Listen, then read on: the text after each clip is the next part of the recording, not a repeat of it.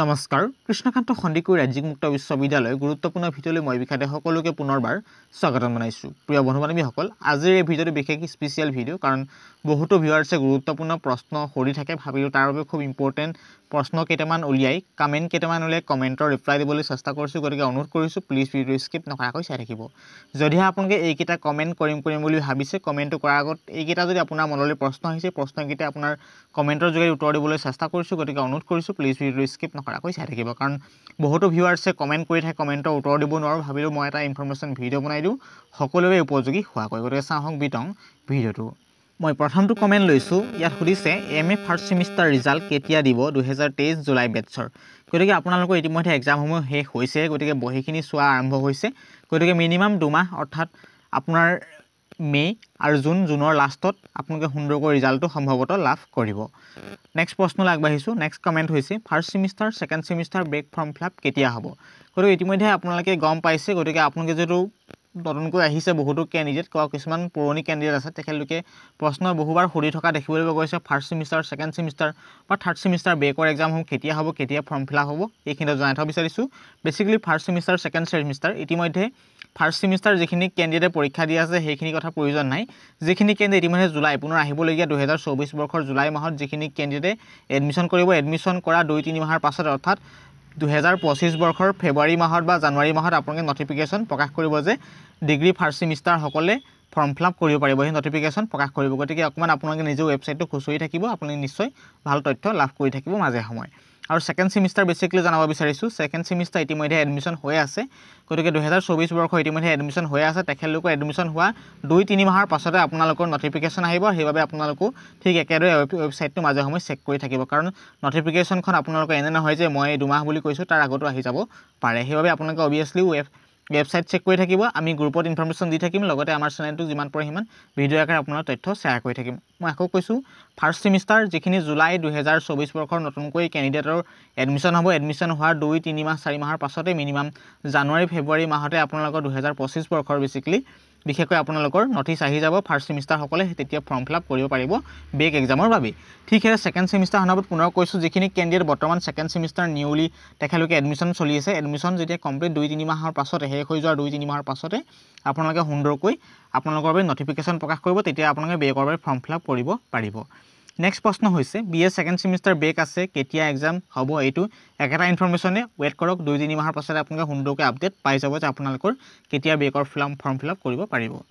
next প্ৰশ্ন খুব important প্ৰশ্ন new BA first semester admission কেতিয়া হ'ব হয় বহুতো ভিউৱাৰ্ছে এই প্ৰশ্ন খুব সুধি থকা দেখিবলৈ পোৱা গৈছে যিখিনি কেণ্ডিডেট নতুনকৈ কৃষ্ণকান্ত সন্দিকৈ ৰাজ্যিক মুক্ত বিশ্ববিদ্যালয় পঢ়িবলৈ আহিম বুলি ৰৈ আছে তেখেতলোকে অকণমান ধৈৰ্য ধৰক মিনিমাম বিশেষকৈ আপোনালোকে জুলাই দ্বিতীয় সপ্তাহ তৃতীয় সপ্তাহৰ ভিতৰতে সম্ভৱতঃ আপোনালোকৰ বাবে নটিফিকেশ্যন প্ৰকাশ কৰিব এডমিশ্যনৰ লিংক অ'পেন কৰা হ'ব আৰু NEP 2020ৰ অন্তৰ্ভুক্ত নতুন পাঠ্যক্ৰমৰ মাধ্যমেৰে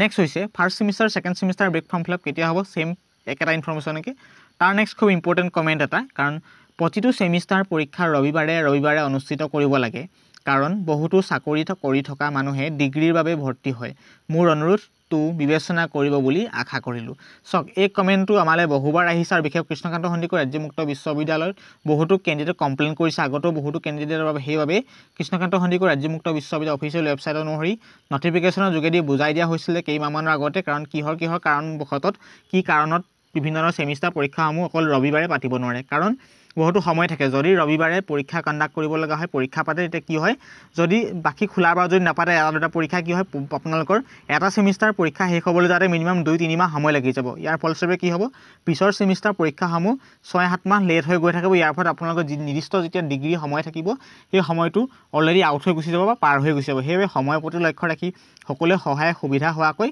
কেতিয়াবা বন্ধ বাৰত পৰীক্ষা হয় কেতিয়াবা খোলা বাৰত পৰীক্ষা হয় এনে নহয় যে অবভিয়াছলি আপোনাৰ কমপ্লিট খোলা বাৰতে পৰীক্ষা হয় কৃষ্ণকান্ত সন্দিকৈ ৰাজ্যিক মুক্ত বিশ্ববিদ্যালয় এক্সাম ব্ৰাঞ্চৰ ফালৰ পৰা কমপ্লিটলি চেষ্টা কৰা হয় বন্ধৰ দিনত পৰীক্ষা অনুষ্ঠিত কৰিবলৈ আৰু এখন দুখন বিশেষকৈ কেতিয়াবা শনিবাৰ কেতিয়াবা শুকুৰবাৰ কেতিয়াবা বৃহস্পতিবাৰ তেনেকুৱা বাৰত পৰি যায় কিন্তু অবভিয়াছলি প্ৰায় আপোনালোকৰ 50% বা 70% ৰবিবাৰে পৰীক্ষা কণ্ডাক্ট কৰি আহিছে আগৰ পৰা বা বৰ্তমানত চলি অহা দেখিবলৈ পোৱা গৈছে গতিকে সেইটো ইনফৰমেশ্যন দিলোঁ গতিকে পৰীক্ষা ৰবিবাৰে পাতিবলৈ হ'লে এনেকুৱা কাৰণত সমস্যা হ'ব ইয়াৰ ফলত সুন্দৰকৈ ডিগ্ৰীটো নিৰ্দিষ্ট সময়ৰ ভিতৰত কমপ্লিট নহ'ব এইটো প্ৰব্লেম আৰু বহুতো কেণ্ডিডেটৰ প্ৰব্লেম হ'ব গতিকে সেয়াও এইখিনি কথা তদন্ত কৰিয়ে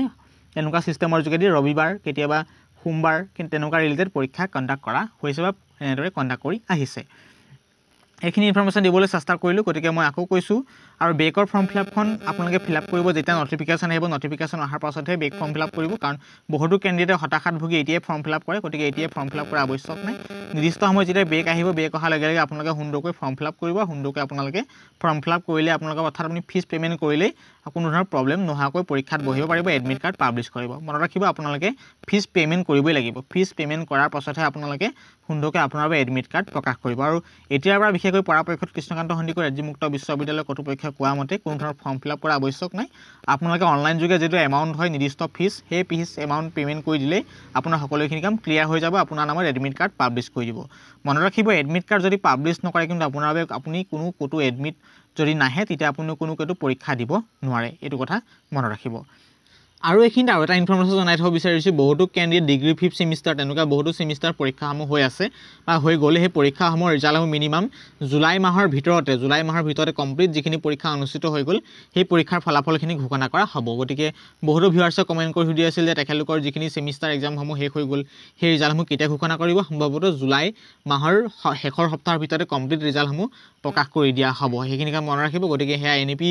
নতুন কেণ্ডিডেটো হ'ব পাৰে সেয়া পুৰণি পঢ়ি থকা কোৰ্চৰ যি বৰ্তমান এক্সাম হৈ গ'ল সেই কেণ্ডিডেটো হ'ব পাৰে গতিকে ইনফৰমেশ্যনটোৰ পৰা যদি অন্তত উপকৃত হৈছে নিশ্চয় ইনফৰমেশ্যনটো আপোনাৰ প্ৰিয় বন্ধুলৈ শ্বেয়াৰ কৰিব যদি আপোনাৰ এনেকুৱা কমেণ্ট কৰিবলগীয়া আছিল ইয়াৰ যোগেদি শুদ্ধ উত্তৰ লাভ কৰিলে বুলি মই ভাবিছোঁ ধন্যবাদীসকল কৃষ্ণকান্ত সন্দিকৈ ৰাজ্যিক মুক্ত বিশ্ববিদ্যালয়ৰ সকলোখিনি আপডেট পাই থাকিবলৈ আমাৰ চেনেলটিক ছাবস্ক্ৰাইব কৰিব ইতিমধ্যে কৃষ্ণকান্ত সন্দিকৈ ৰাজ্যিক মুক্ত বিশ্ববিদ্যালয়ৰ যিখিনি আপডেট আমি দিবলৈ চেষ্টা কৰি আহিছোঁ অনাগত দিনলৈ চেষ্টা কৰি থাকিম ধন্যবাদ